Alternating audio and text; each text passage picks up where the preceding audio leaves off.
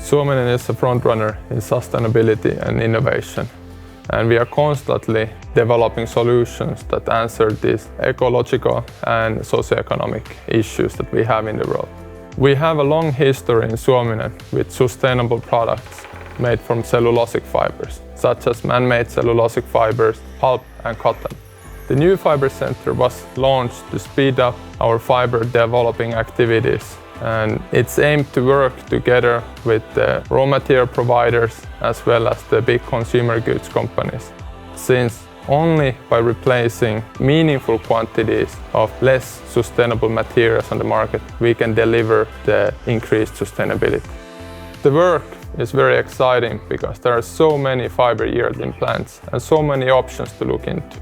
And the fiber also comes from various different locations of the plant, such as leaf, seed, or even the stem.